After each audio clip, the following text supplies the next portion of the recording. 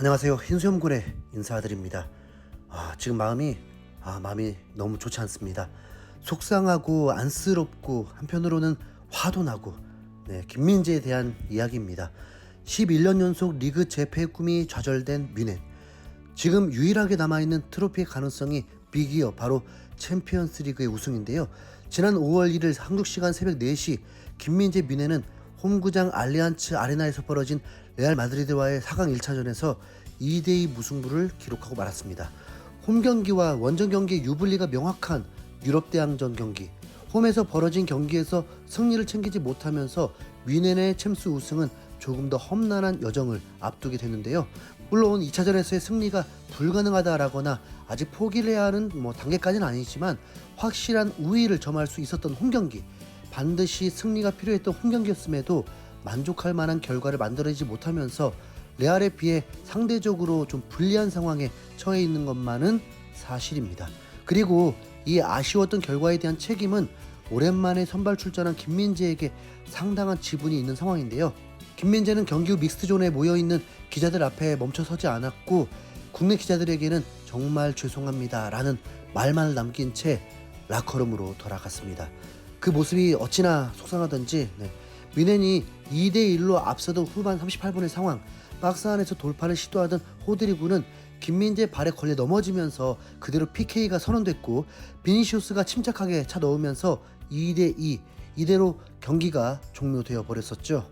결과적으로 김민재 수비는 아쉬울 수밖에 없는 상황이고 팀 역시 승리를 눈앞에 둔 상황에서 벌어진 사고이다 보니까 그 허탈함이나 실망감은 이로 표현할 수 없을 겁니다. 여기에 더해서 김민재는 첫 골 장면에서도 아쉬운 모습이 있었는데요. 전반 24분 토니 크로스는 비니시우스에게 패스를 주기 위해서 타이밍을 노리고 있었고 이를 미리 간파한 김민재가 비니시우스에게 연결되는 상황 자체를 미리 차단하기 위해서 자리를 비우고 전방으로 올라왔습니다. 이러면 당연히 김민재가 원래 있던 위치의 공간은 열리게 될 수밖에 없죠. 그런데 그때 비니시우스는 김민재 뒷공간으로 달리기 시작했고 토니 크로스의 정확한 공간 패스까지 이어지면서 뮌헨은 그대로 실점을 헌납할 수밖에 없었습니다. 인정합니다. 모든 스포츠, 특히 프로의 경기에서 결과를 기준으로 평가되어야 하는 게 맞고 뮌헨이 허용한 2개 실점 모두 김민재 지분이 가장 많다는 거 인정합니다. 선수가 잘했을 땐 여기저기에서 칭찬을 받는 거고 못했을 땐 마찬가지로 욕을 먹어야겠죠. 그런데 문제는 이후 이어진 투엘 감독의 인터뷰, 다른 사람도 아닌 소속팀 감독의 인터뷰는 놀라움을 넘어서 충격적인 내용이었습니다. 독일 매체 스포르트원에 따르면 투엘 감독은 경기 후에 김민재는 수비할 때 그렇게 공격적으로 나가서는 안 된다. 공을 따낼 수 있을 땐 괜찮지만 아니라면 그래선 안 된다. 김민재는 너무 탐욕스럽다. 공에 대한 압박감이 너무 없다. 너무 쉽게만 생각한다. 김민재는 공을 쟁취하려고 너무 공격적으로 추측했다. 김민재는 공을 플레이할 때는 그렇게 해도 된다. 그러나 그는 중앙 수비수로서 그렇게 자유롭게 반격을 내주면 안 된다. 누구도 그를 도울 수 없다. 두 번째 골에서도 아쉽게 실수가 나왔다. 페널티 박스 안에서 우리는 5명이었고 레알은 2명이었다. 호드리구를 상대로 그렇게까지 할 필요는 없었다. 다이어가 도우러 가는 순간 김민재가 호드리구를 넘어뜨렸다. 이런 실수는 처벌을 받는다. 하지만 그런 일도 일어난다. 우린 나가야 한다 라면서 마치 실점의 모든 원인을 김민재에게만 떠넘기듯이 마치 마녀사냥을 유도하는 듯한 인터뷰를 전해왔습니다.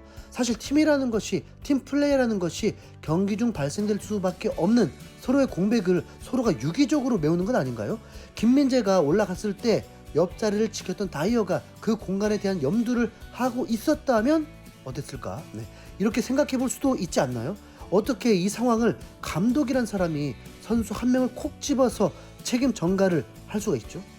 히어리고 파브리시오 로마노 기자 역시 짜증은 나겠지만 내가 투엘이라면 여기서 김민재를 보호했을 것 같다.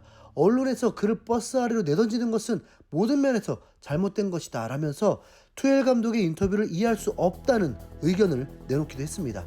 오죽하면 말이죠.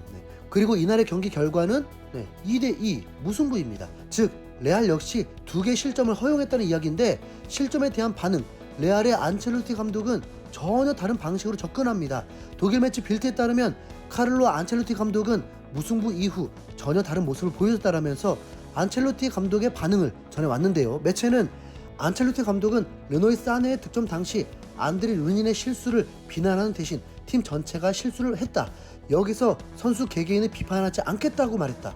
이것이 바로 세계 축구 스타들이 안첼로티 감독을 높이 평가하는 이유다라면서 안첼로티 감독의 팀 스피릿을 전해왔습니다. 바로 이 모습에서 왜 미넨이 최고의 라인업을 구축하고도 허망하게 리그 우승을 내줬는지 그 이유가 명백하게 드러난 모습이죠.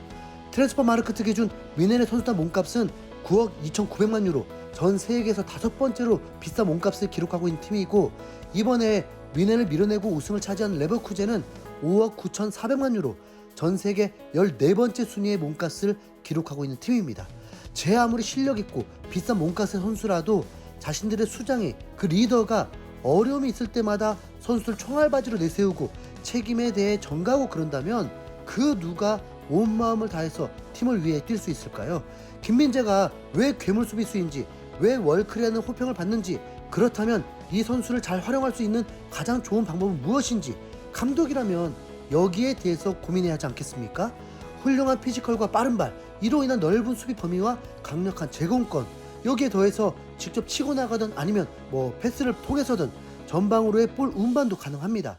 김민재의 공격적인 수비는 성공했을 때 빠른 역습의 기회를 잡을 수 있는 반면, 이날의 실점처럼 넓은 뒷공간을 상대에게 제공해 줄 수도 있죠. 그럼 감독이라면 이런 선수의 성향, 특성, 장단점, 이런 부분들을 어떻게 극대화해서 실제 경기에 녹아낼 수 있는지 이를 판단해서 적절하게 활용해야 되는 거 아닙니까?